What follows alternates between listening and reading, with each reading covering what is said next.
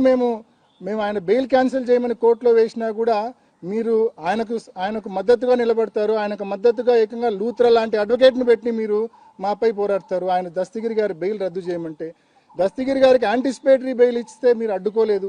చీటికి మాటికి ప్రతి అంశాన్ని అడ్డుకునే మీరు దస్తగిరి తానే మీ నాన్నను చంపానని చెప్తున్న దస్తగిరి గారికి యాంటిసిపేటరీ బెయిల్ వస్తూ ఉంటే మీరు కనీసం అడ్డుకునే ప్రయత్నం, అబ్జెక్ట్ చేసే ప్రయత్నం కూడా చేయని విషయం కూడా ప్రజలందరూ గమనించారనే విషయం కూడా మనవి చేస్తా ఉన్నా. మరి ఆ దస్తగిరి చెప్పినట్టుగా అంత కీలకమైన డాక్యుమెంట్స్ ఏవి అని అడగాల్సిన బాధ్యత మీ మీద ఉందా లేదా? ఎందుకు ఆ విషయంలో మీకెందుకు నోరు రావడం? ఇష్యూస్ అన్నీ కూడా మాట్లాడి హైలీ రిలవెంట్ ఇష్యూస్ను పూర్తిగా డంప్ చేసే, అంటే పూర్తిగా పక్కదారి పట్టించే కార్యక్రమం ఇన్నాళ్ళు మీరు చేశారనేది వాస్తవం అనే విషయం మీ అందరికీ మనవి చేస్తా ఉన్నా. మరీ ముఖ్యంగా ఈ కేసులో పిఏ కృష్ణారెడ్డి అనే వ్యక్తి ఫస్ట్ క్రైమ్ సీన్కు పోయి ఆ లెటర్ చూసిన వ్యక్తి, డెడ్ బాడీని చూసిన వ్యక్తి, లెటర్ చూసిన వ్యక్తి. లెటర్ చూసిన వెంటనే సునీత గారికి, అదేవిధంగా రాజశేఖర్కు, శివప్రకాష్ రెడ్డి అంటే వివేకం పెదనాన్న బామర్ది శివప్రకాష్ రెడ్డి అంటే నర్రెడ్డి రాజశేఖర్కు ఓన్ బ్రదర్, సునీతకు కూడా మామ అవుతాడు, బావ అవుతాడు. సో శివప్రకాష్ రెడ్డికి వీళ్ళందరికీ ఆ లెటర్ గురించి మీరు స్పష్టంగా తెలియజేస్తారు. చనిపోయిన విషయం చెప్తున్నారు, లెటర్ గురించిన విషయం మీరు స్పష్టంగా మీకు అందరికీ తెలియజేసినాడు. ఆ లెటర్లోని అంశాలు కూడా మీకు 28 జూలై ఆ స్టేట్మెంట్ కూడా మీకు ఇస్తాను. 28 జూలై 2020 రోజు సిబిఐ వాళ్ళు సునీతక్క దగ్గర వాంగ్మూలం తీసుకున్నప్పుడు ఆ రోజు లెటర్ గురించి అడుగుతారు. లెటర్ అనేది చాలా క్రూషియల్ ఎవిడెన్స్ కదా, అంటే టైమ్లీగా ఆ లెటర్ ఉన్న విషయం తెలిసింటే కదా, సమయానికి అదే టైంలో తెలిసింటే ఇది 100% హత్య అని అందరికీ అర్థమయ్యేది కదా. అంత ఇంపార్టెంట్ లెటర్ను ఎందుకు దాచిపెట్టమన్నారు, ఎందుకు కన్సీల్ చేయమన్నారు అని చెప్పి సిబిఐ అడిగితే ఆమె చెప్పే ఆన్సరు, మాకు లెటర్ ఉన్న విషయము కృష్ణారెడ్డి గారు వాట్సాప్ పెట్టాడు, లెటర్ చూసాము, లెటర్లోని అంశాలు మేము చదివాము, నాన్నకు సంబంధించిన డెడ్ బాడీ ఫొటోస్ అన్ని కూడా మేము చూసామని చెప్పి ఒప్పుకుంటుంది. ఒప్పుకొని ఎందుకు బయట పెట్టలేదనే విషయానికి ఒక పెద్ద థియరీనే చెప్తుంది.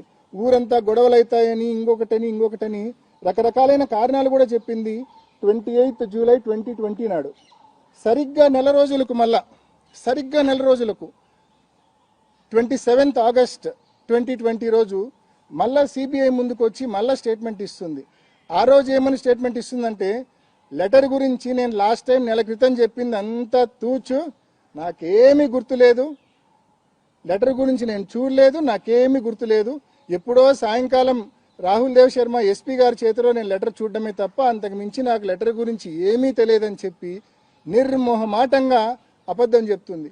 అంటే నిజంగా సిబిఐ ఈ మాదిరి ఒక వాంగ్మూలం ఇచ్చిన తర్వాత దాన్ని కవరప్ చేసుకోవడానికి సునీతక్క మాట్లాడిన ఒక వీడియోను హైకోర్టు ముందు ఉంచినప్పుడు ఒక్కసారి మీరు కూడా వినండి.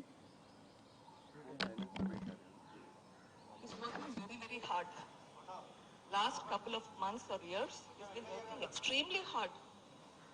ఏం పని చేస్తున్నారు? He's working. అవినాష్ ని ఎంపీ చేయడానికి ఏమేం చేయాలో ఆలోచిస్తున్నారు. He's working on that.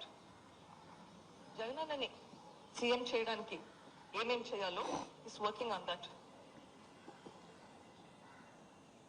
ఇది సరిగ్గా చనిపోయిన వివేకం పెదనాన్న చనిపోయిన 12 రోజులకు, అంటే మార్చి 27, 2019లో ఈ ప్రెస్ మీట్ సునీతక్క పెట్టింది. చాలా స్పష్టంగా ఆమె మాట్లాడడం మీరు కూడా విన్నారు. లాస్ట్ కొన్ని నెలలుగా మా నాన్న అవినాష్ను ఎంపీ చేయడానికి, జగనన్నను సీఎం చేయడానికి కృషి చేస్తూ ఉన్నారు, తీవ్రంగా శ్రమిస్తూ ఉన్నారని చెప్పి స్పష్టంగా సునీతక్క మాట్లాడిన మాటలు ఇవి. నేను ఇదే వీడియోను హైకోర్టుకి ఇచ్చా నా బెయిల్ వాదనలు జరిగేటప్పుడు. ఎంపీ టికెట్ మోటివ్ అంటారు, ఒక పక్క సొంతం కూతురే ఈ మాదిరి మాట్లాడింది, నా కోసం ఆయన తీవ్రంగా కృషి చేస్తూ ఉన్నమాట వాస్తవము అని చెప్పి ఈ వీడియో పెట్టినప్పుడు నాకు బెయిల్ వచ్చిన తర్వాత మళ్ళా సిబిఐ సునీతక్కను పిలిచి ఈ స్టేట్మెంట్కు మళ్ళా కవరప్, ఇది మార్చ్ 27, 2019 ఇచ్చింది. మే 31, 2023 అంటే 3 ఏళ్ల తర్వాత ఈ స్టేట్మెంట్ అడగాలి మీరు, అది అడగరు. అదేవిధంగా షమీం గారు వివేకం పెదనాన్నకు సంబంధించిన సెకండ్ వైఫ్ అనే విషయం అందరికీ తెలుసు, కేసులో కూడా ఇన్వెస్టిగేషన్లో కూడా ఎస్టాబ్లిష్ అయింది. ఆమెకు వివేకం పెదనాన్నకు ఒక కొడుకున్నారనే విషయం, షహన్ షా అనే ఒక కొడుకున్నారనే విషయం కూడా ఇన్వెస్టిగేషన్లో క్లియర్గా ఎస్టాబ్లిష్ అయింది, దాని మీద ఏం డిస్ప్యూట్ లేదు. మరి ఆ వారసుడికి కూడా భవిష్యత్తులో తప్పకుండా ఆయనకు సంబంధించిన ఆస్తి తప్పకుండా పోవాలి.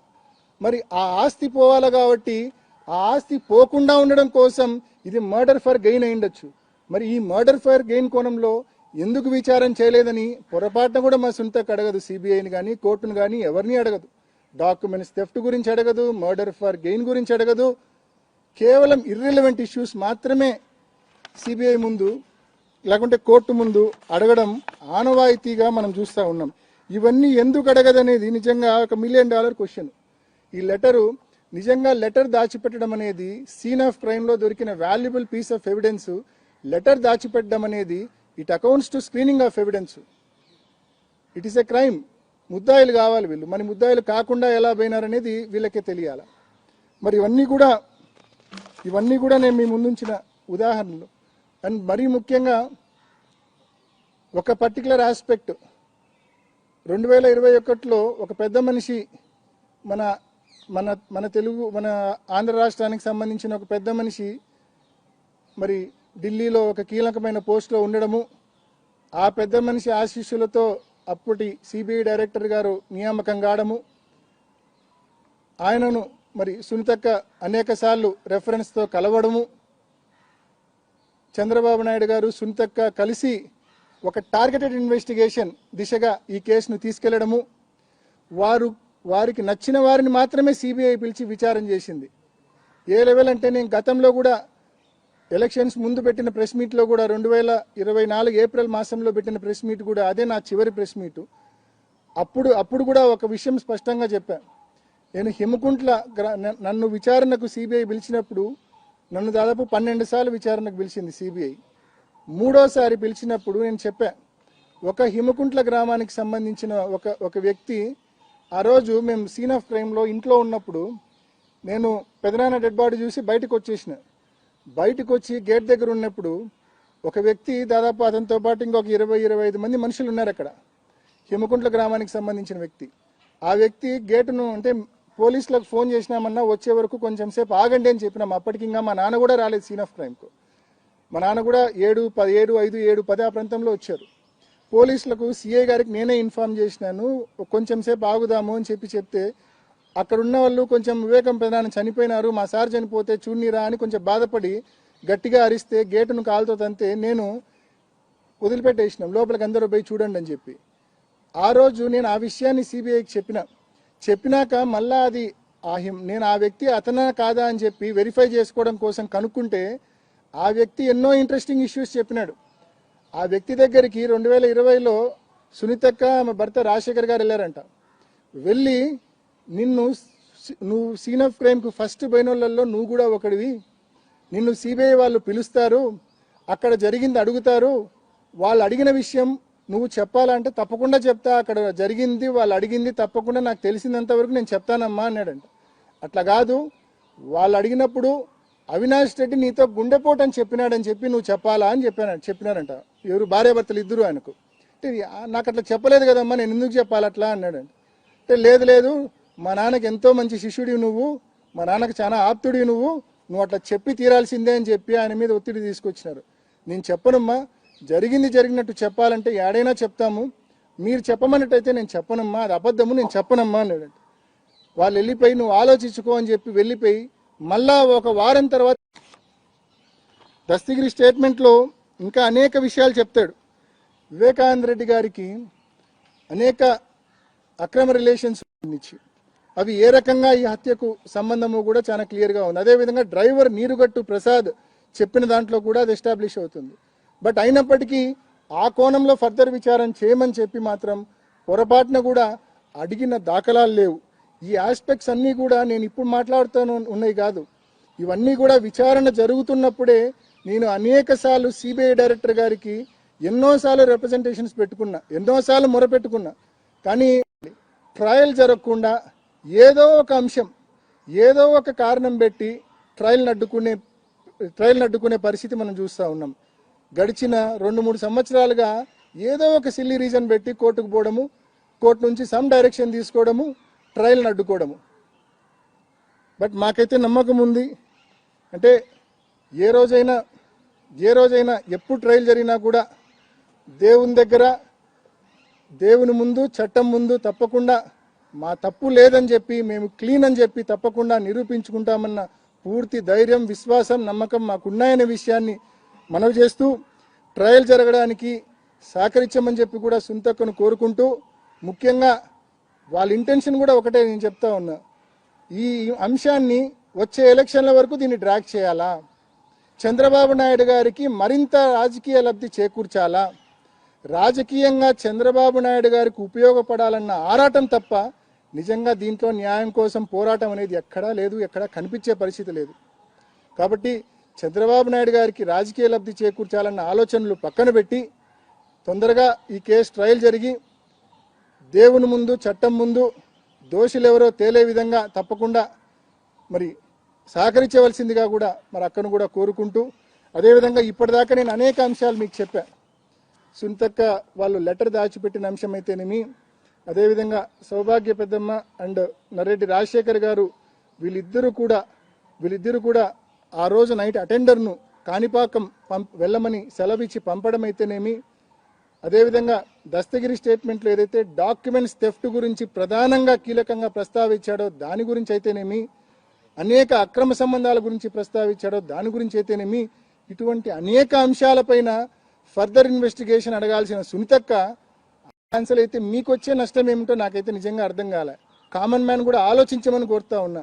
ఈ కేసు విషయంలో మేము గడిచిన 3-4 సంవత్సరాలుగా ఎంతో మంది మమ్మల్ని దూషించినారు, వాస్తవాలు తెలియకుండా ఎంతో మంది మమ్మల్ని దూషించినారు. వాళ్ళందరికీ కూడా నేను తెలియజేస్తా ఉన్నా, తప్పకుండా నేను భగవంతుని కూడా గడిచిన 4-5 సంవత్సరాలుగా అడుగుతా ఉన్నా, తప్పకుండా వాస్తవం అనేది ఒకరోజు బయటకు వస్తుంది. Justice and truth will definitely prevail.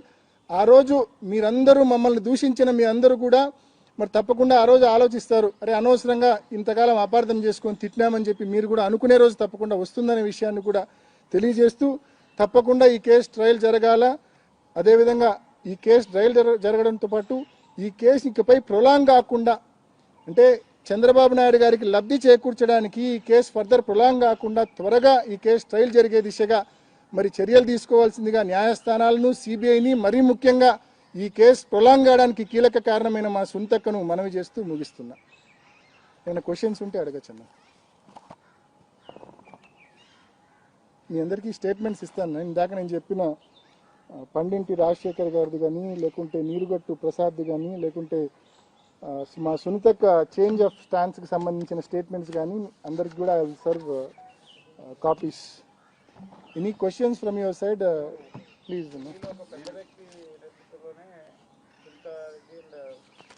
Chandrababu Naidu ఈ కేసు ఇన్వెస్టిగేషన్ మొత్తాన్ని ఒక సైడ్కి తీసుకెళ్లారని చెప్తున్నారు. ఎవరు ఆ పెద్ద వ్యక్తి? ఆ పెద్ద వ్యక్తి గురించి, ఆ వ్యవస్థ గురించి మనం మాట్లాడలేని పరిస్థితి ఉంది కాబట్టి నేను మాట్లాడడంలో. నేను గతంలో కూడా 2 సార్లు ప్రెస్ మీట్ పెట్టినప్పుడు కూడా ఇంతవరకే మాట్లాడగలిగిన. గతంలో 2 సార్లు అంటే విచారణ జరుగుతున్నప్పుడు కూడా ఒకసారి 2022లో ఐ థింక్ ఒక ప్రెస్ మీట్ పెట్టిన, తర్వాత ఎలక్షన్ ముందు 24లో మాట్లాడినప్పుడు కూడా ప్రెస్ మీట్ పెట్టిన. మన తెలుగు వ్యక్తి ఢిల్లీలో ఒక ఉన్నతమైన స్థానంలో ఉన్న వ్యక్తి అనే వరకు మాత్రమే చెప్పిన. ఆయన ఆశీస్సులతోనే సుబోధ్ జైస్వాల్ ఎంపికైనాడనే విషయం కూడా చెప్పిన. దీన్ని బట్టి మీకే అర్థమవుతుంది.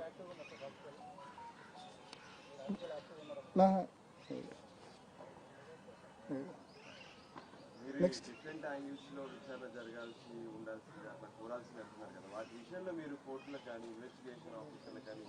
అన్న అనేక సార్లు ఈ విచారణ జరుగుతున్న సందర్భంలోనే సిబిఐ డైరెక్టర్కు, అప్పుడున్న సిబిఐ డైరెక్టర్స్కు నేను డీటెయిల్గా రిప్రజెంటేషన్స్ పంపించిన. దాదాపు ఒకసారి అయితే 100 పేజీల representation with all these issues. నేను ఇందాక చెప్పుకున్నారో మీకు తెలుసు, కింద రామ్ సింగ్ ఉన్నాడు, పైన ఈయన ఉన్నాడు. ఎక్కడే కానీ ఈ ఆస్పెక్ట్స్ అంటే ఎంతసేపు టార్గెటెడ్ ఇన్వెస్టిగేషన్కే ఇంపార్టెన్స్ ఇచ్చారు తప్ప వాస్తవం ఏందనేది, వాస్తవం నిగ్గు తేల్చే ప్రయత్నం అప్పుడున్న సిబిఐ చేయలేదు.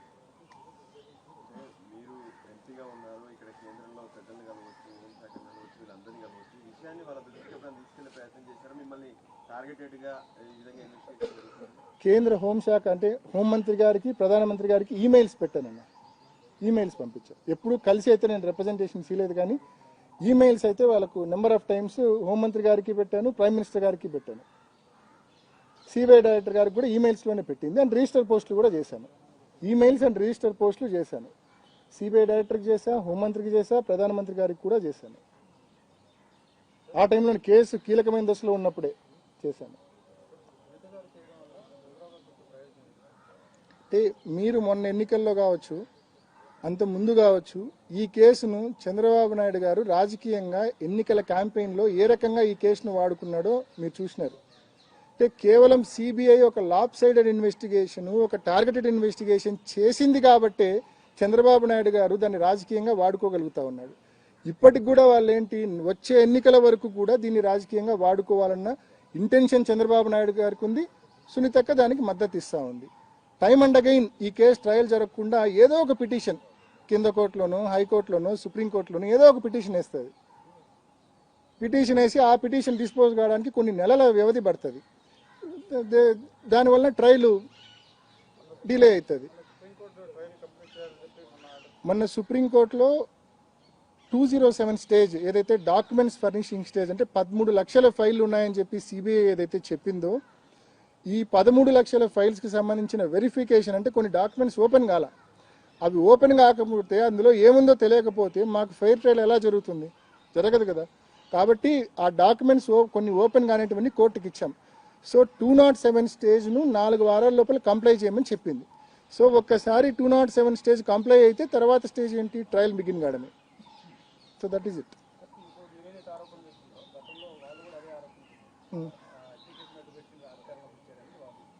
హత్య కేసును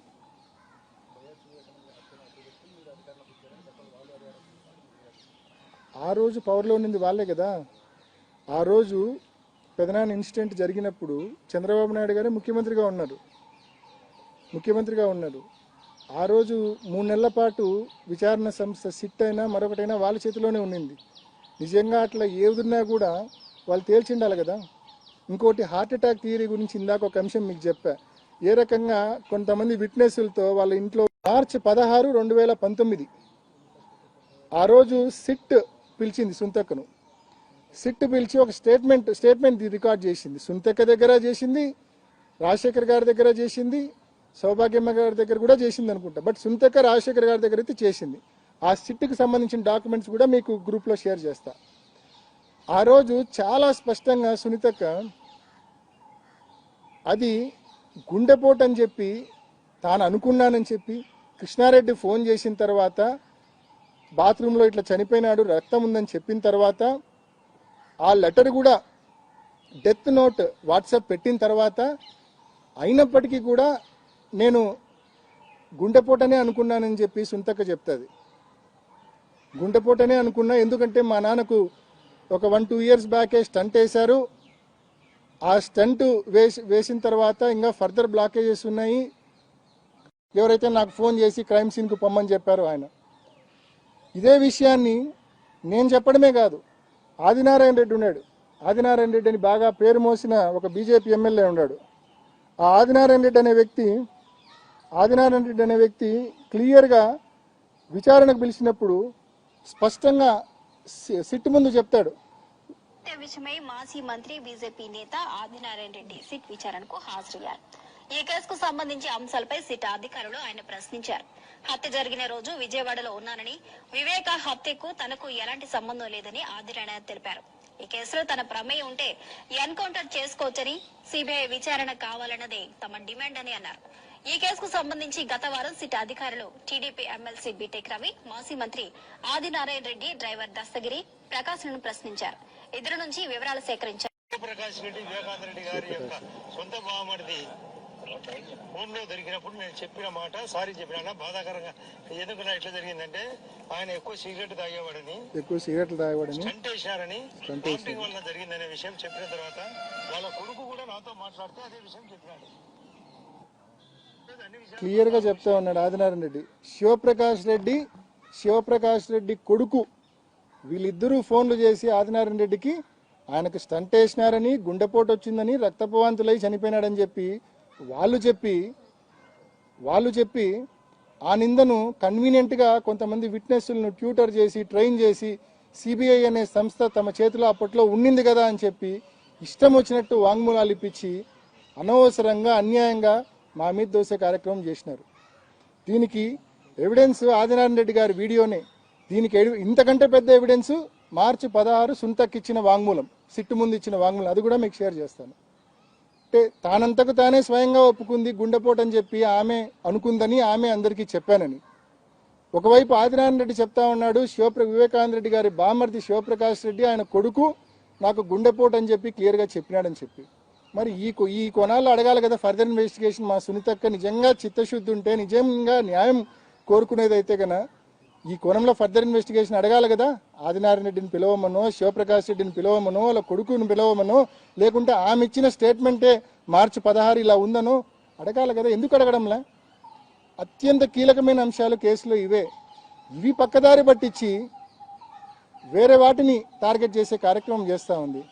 ఈ కేసులో ఎంతసేపు కూడా అంటే సునీతక్క పరిస్థితి ఏంటంటే, బయటపడ్డామనుకున్న ప్రతిసారి ఇంకా లోపలికి కూరుకుపోతున్నా అనే భావన ఆమెలో ఉంది. ఏదో తప్పు చేసినామన్న భావన ఉంది ఆమెలో. ఆ భావన ఉంది కాబట్టి ఇట్లా రెలవెంట్ సబ్జెక్ట్స్, రెలవెంట్ ఇష్యూస్ను ఎంక్వైరీ చేయమని అడగకుండా, కోర్టు దృష్టికి తీసుకోకపోకుండా ఇర్రెలవెంట్ ఇష్యూస్ అన్నింటి కూడా కోర్టు దృష్టికి, సిబిఐ దృష్టికి తీసుకొని పోయి కేవలం విచారణను పక్కదారి పట్టించాలా, విచారణను ప్రొలాంగ్ చేయాలా, అంతిమంగా చంద్రబాబు నాయుడు గారికి రాజకీయ లబ్ధి చేకూర్చాలా. ఇది జరుగుతూ ఉన్న తతంగం. ఇన్ని స్టేట్మెంట్స్ గురించి ఎంక్వైరీ అడగడం లేదా ఆవిడ? ఆమె ఇచ్చిన స్టేట్మెంట్లే ఆవిడ పదే పదే మారుస్తూ వస్తున్నారు. విచారణలో ఉంది కదా, వివేకానంద రెడ్డి గారు ఆస్తులు ఆమె పేరిట ఇవ్వాలనుకున్నాడని ఉంది. హైదరాబాద్లో ఒక ఇల్లు కొనివ్వాలనుకున్నాడని ఉంది. హెచ్పిఎస్ స్కూల్లో అడ్మిషన్ తీసి చేర్చాలనుకున్నాడని ఉంది. వాళ్ళను పూర్తిగా సెటిల్ చేయాలనుకున్నాడని ఉంది. అన్ని కోణాలు ఉన్నాయి కదా. ఒకవైపు ఈయనకేమో పూర్తిగా డబ్బులు చెక్ పవర్ తీసేసినారు. ఒక పక్క సునీతక్క, రాజశేఖర్ గారు అండ్ సౌభాగ్యమ్మ వీళ్ళందరూ పెద్దమ్మ కలిసి చెక్ పవర్ తీసేసినారు. ఖర్చులకు కూడా డబ్బులు లేని పరిస్థితికి ఆయన తీసుకొచ్చారు. పూర్తిగా ఆయన అవాయిడ్ చేసినారు. లాస్ట్ 3 సంవత్సరాలు ఆయనతో మాట్లాడను కూడా లేదని చెప్పి విచారణలోనే ఉంది, సునీతక్క మాటల్లోనే ఉంది. మరి ఆయన పూర్తిగా అవాయిడ్ చేసినారు, అబాండన్ చేసినారు. ఆయన తాగి ఇంటి బయట పాపం స్టెప్స్ మీద పడిపోయినా కూడా ఇంటి బయట పండింటి రాజశేఖర్ లాంటి వాళ్ళు ఎత్తుకొని పోయి బెడ్ మీద పెట్టారు తప్ప ఎవరు ఫ్యామిలీ మెంబర్స్ ఆయన పూర్తిగా అబాండన్ చేసిన పరిస్థితి మనం చూసినాం. మరి అటువంటిది ఆ కోణంలో విచారణ పోకుండా ఇటువంటి ఇర్రెలవెంట్ ఇష్యూస్ అడగడము, ముఖ్యంగా షమీం గారికి వివేకానంద రెడ్డి గారికి మధ్య జరిగిన సంభాషణలు పూర్తిగా రివీల్ చేయాల్సిన అవసరం ఉంది. వివేకానంద రెడ్డి గారు ఆమెకు ఎన్నో అష్యూరెన్సెస్ ఇచ్చాడు, అవి అమలు చేయకుండానే ఆయన ప్రాణాలు వదిలాడు. అంటే ఆయన హత్య కాబడ్డాడు. మరి ఎవరు చేసి ఉండొచ్చు ఈ హత్య? ఈ హత్య చేయాల్సిన అవసరం ఎవరికి ఉంది? ఈ ఆస్తులు షమీం గారి పేరిట, కొడుకు పేరుతో పోతే నష్టపోయేది ఎవరు? ఆ నష్టం వాటిల్లకుండా వాళ్ళు చేసిండొచ్చు కదా. మర్డర్ ఫర్ గెయిన్ ఎందుకు కాకూడదు ఇది? ఆ దొంగలించబడ్డ రౌండ్ సీల్ ఉన్న డాక్యుమెంట్స్ ఏంటివి అవి? ఈ కోణంలో ఎందుకు సిబిఐ విచారణ చేయాలా? ఎందుకు సునీతకి ఈ కోణంలో విచారణ చేయమని ఏ కోర్టును ఎందుకు అడగడం లేదు? ఇదే మా రోదన. సునీత గారు హర్షల్ బీయింగ్ ఎ డాక్టర్, ఆ ఫోటోలన్నీ చూసారు కూడా తను ఎలా కన్ఫర్మ్ చేయగలిగారు అది హార్ట్ అటాక్ అని? So Harshal being a doctor number 1. Number 2, TDP వాళ్ళు ఇప్పుడు మీరు అన్నట్లుగా కొద్దిసేపు క్రితం మీరు మాట్లాడుతూ ఈ ప్రాసెస్ మొత్తాన్ని వాడుకొని 24 ఎన్నికల్లో డిఫైమ్ చేసి గెలిచారని కూడా మీరు అన్నారు. చాలా సినిమాలు కూడా తీసినారు మీ మీద, యూట్యూబ్లో ఎక్కడ పడితే అక్కడ కూడా ఉన్నాయి. వాటన్నిటి మీద మీ యాక్షన్ ఎలా ఉండబోతుంది? బేసికల్గా మీరు చూసినారు గతంలో, అంటే వివేకం అని ఒక సినిమా తీసినారు వాళ్ళు. ఆ సినిమా డైరెక్టర్ ఎవడో తెలియదు, ప్రొడ్యూసర్ ఎవడో తెలియదు, యూట్యూబ్లో ఇష్టానికి రిలీజ్ చేసినారు. కేవలం కొంతమంది క్యారెక్టర్స్ను తీవ్రంగా అసాసినేట్ చేసి రాక్షసానందం పొందేందుకు మాత్రమే అటువంటి సినిమాలు వాళ్ళకు ఉపయోగపడ్డాయి. అండ్ రాజకీయంగా లబ్ధి చేకూర్చేందుకు మాత్రం ఆ సినిమా వాళ్ళకు ఉపయోగపడింది. కానీ పైనున్న దేవుడైనా ఈ రకంగా కొంత వ్యక్తుల క్యారెక్టర్ అసాసినేషన్ ఇంత ఘోరాతి ఘోరంగా చేస్తే దేవుడు కూడా క్షమించాడు. ఆ చేసిన వాళ్ళకు, చేయించిన వాళ్ళకు తప్పకుండా బలంగా దేవుడు ముట్టికాయలు వేసే కార్యక్రమం తప్పకుండా జరుగుతుంది. మామూలుగా లేఖ రాస్తేనే లాంటి విచారణ చేస్తున్నారు, మీరంటారు మళ్ళీ ఆ పైన ఆయన ఆశిస్తుంటూ అంటారు. ఇప్పుడైనా దీనికి సంబంధించి మళ్ళీ ఏమైనా మీరు ఈ యాంగిల్స్ కోసం మళ్ళీ ఏమైనా ట్రై చేస్తారా? అంటే ఒకటేనా, సిబిఐ టైమ్ అండ్ అగైన్ కోర్టులో, అంటే కింద కోర్టు నుంచి పై కోర్టు వరకు టైమ్ అండ్ అగైన్ వాళ్ళు ఏం చెప్తున్నారంటే our investigation is complete, there is no need for further investigation అని క్లియర్గా చెప్తా ఉంది. And point number 2, as an accused we have very limited rights. మేము దీంట్లో ముద్దాయిగా మా దౌర్భాగ్యం కొద్దీ దీంట్లో మమ్మల్ని ఇరికిచ్చినారు కాబట్టి మాకు దీంట్లో చాలా లిమిటెడ్, అక్యూజ్డ్కు చాలా లిమిటెడ్ స్కోపే ఉంటుంది. ఈ 2 కారణాల వల్ల మేము ఎంత అడిగినా కూడా మాది అరణ్య నిరోధనగానే మిగిలిపోతా ఉంది. నేషనల్ ఇన్వెస్టిగేషన్ అండ్ రెండోది, ఇందాక మీరు అడిగిన ప్రశ్న కంటిన్యూయేషను, ఫొటోస్ చూడడమే కాదు, అంటే అక్కడున్న Inayatullah and PA Krishna Reddy photos పంపడమే కాదు, సునీతక్కకు లెటర్ ఫోటో పంపడమే కాదు, డెడ్ బాడీ ఫొటోస్ కూడా పంపారు. వెరీ క్లియర్గా మర్డర్ అని తెలుసు. అంత క్లియర్ అని తెలిసినప్పటికీ కూడా పోలీసులకు ఫోన్ చేసి ఎందుకు చెప్పలేదు? నేను పోయి చెప్పే వరకు పోలీసులకు ఎవరు చెప్పలేదు కదా. నేను పోయి చెప్పడమే నేను చేసిన తప్పేమో బహుశా. వాళ్ళ లైన్లో ఉండింటే, ఎవరికి చెప్పకుండా ఉండింటే వాళ్ళు నన్ను మంచి అనేవాళ్ళేమో బహుశా. సో పోలీసులకు చెప్పకపోవడం ఒక ప్రధానమైన తప్పు. లెటర్ ఉందని తెలిసి, గాయాలున్నాయని తెలిసి ఎందుకు వాళ్ళు దాన్ని గుండెపోటుగా వాళ్ళే ఎందుకు అనుకున్నారు, ఎందుకు బంధువులకు చెప్పారు, ఎందుకు ఆదినారాయణ రెడ్డి వంటి వాళ్ళకి చెప్పారని దానికి ఆన్సర్ వాళ్ళు చెప్పాలా. సిబిఐ కూడా ఆన్సర్ చెప్పాలా. వాళ్ళు విచారం చేసింది కదా సిబిఐ కూడా ఆన్సర్ చెప్పాలా. రైట్ అన్నా, థ్యాంక్ యూ అన్నా.